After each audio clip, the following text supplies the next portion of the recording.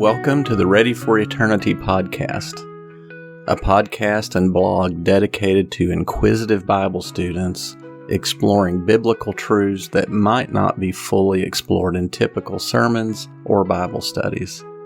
My name is Eddie Lawrence. This is the final episode in our series about worship. Today, I'll address a couple of common objections to the idea that church gatherings are primarily about building each other up rather than focused on worship.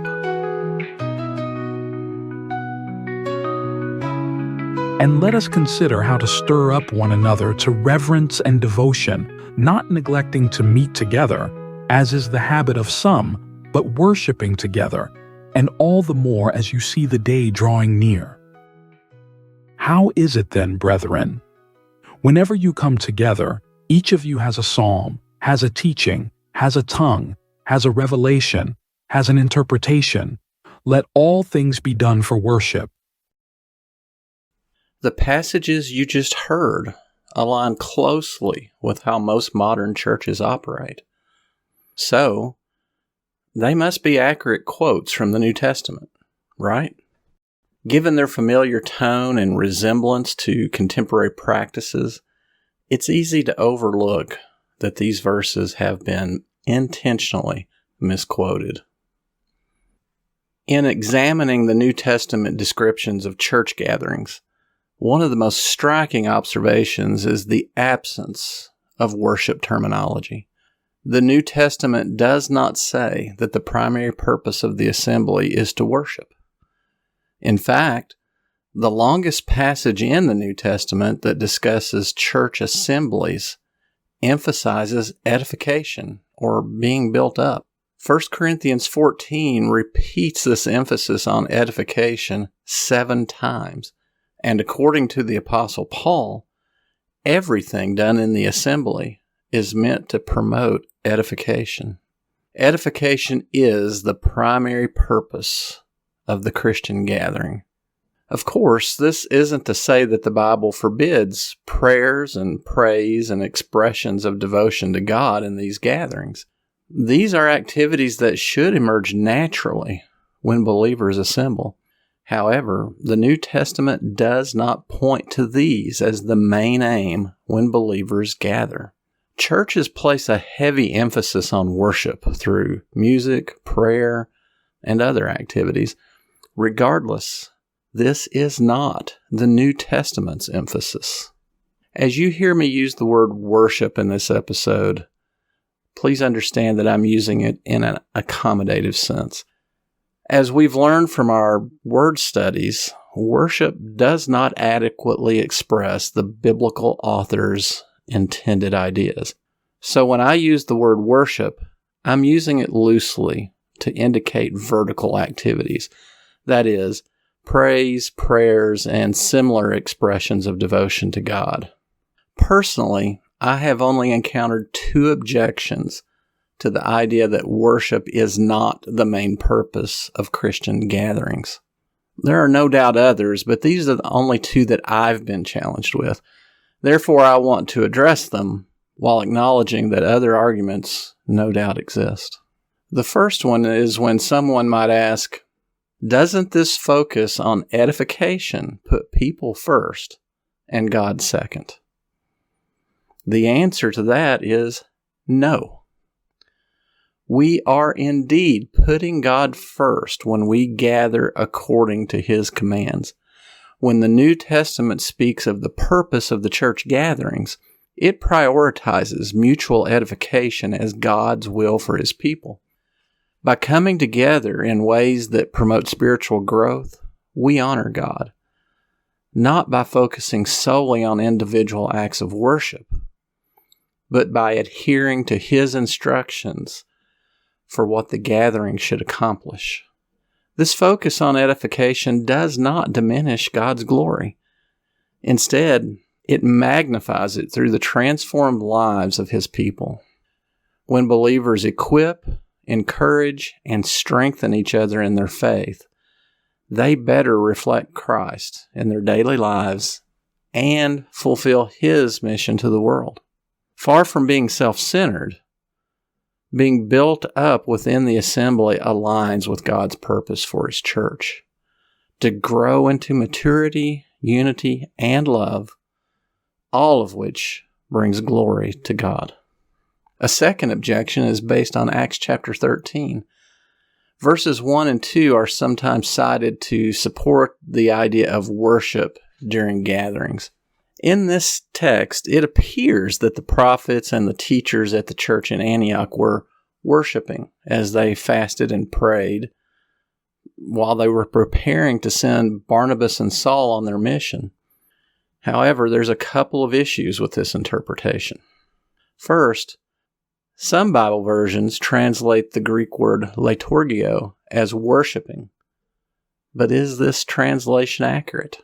If you compare it with other translations, most use the words serving or ministering instead of worship. Liturgio specifically refers to priestly service, not worship in the way we commonly think of it. What service were the 5 prophets and teachers who were mentioned in verse 1 performing? The text indicates they were fasting and praying as part of the commissioning of Barnabas and Saul to share the good news with the Gentiles. While we might assume they had gathered for worship based on certain Bible translations, the text doesn't explicitly say that. Second, there's an assumption that this was an assembly of the church at Antioch. However, verse 1 simply states that the church had prophets and teachers, and it named 5 of them. It does not suggest that the church assembled for worship, but rather emphasizes that these individuals engaged in a specific act of service.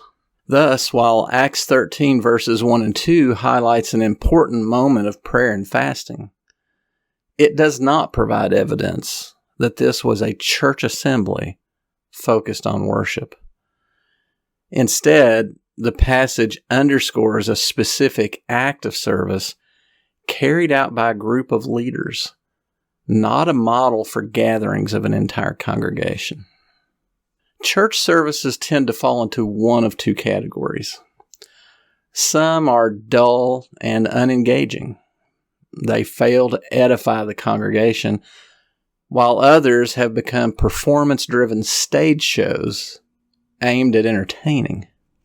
Ministers in the former group often claim that the assembly is solely about God, stating that if attendees don't feel enriched, then they have a spiritual problem. Meanwhile, churches in the latter group recognize the boredom and irrelevance that often accompany worship-focused gatherings, and they try to compensate with flashy production-style assemblies. While people might leave feeling pumped up, they are rarely built up. Neither approach serves the true purpose of the church assembly. The former does little to inspire spiritual growth, and the latter risks turning the church into a spectacle rather than a place of genuine edification. Both extremes ultimately miss the mark, as neither fosters the type of growth that the New Testament envisions for church gatherings. A true understanding of church gatherings, according to the New Testament, leads us back to the core purpose of edification. When believers gather for the right reasons, focused on mutual encouragement and spiritual growth, they are fulfilling God's intent for His people. Vertical activities are certainly not forbidden, but it is not the central purpose either. Instead, the New Testament teaches that the goal of believers in the church assembly is building up each other's faith, which in turn brings glory to God. When we spiritually nourish each other, we fulfill God's commands and purposes. In light of all this, it's clear that the New Testament presents a different vision for church gatherings than what we often see today. By emphasizing mutual edification as the central purpose, Scripture calls us to rethink how we approach our assemblies. When we prioritize building one another up, we align with God's will for His church. we create an environment where spiritual growth flourishes. This approach not only results in the body of Christ being built up, but also brings glory to God as His people mature in faith and love. For additional information on this topic, I highly recommend Dr. Tom Wadsworth's videos. I'll put a link to his worship playlist in this episode description. Thanks for listening to the podcast. We hope this episode has deepened your understanding of Scripture. If you found this content valuable, please share it with your friends. For more biblical studies, visit our website at readyforeternity.com. That's the word ready, the number 4, and the word eternity. readyforeternity.com. Be sure and leave a comment on the Ready for Eternity Facebook page or reach out on Twitter. That's all for now. Keep studying your Bible, growing closer to God, and getting ready for eternity. See you next time.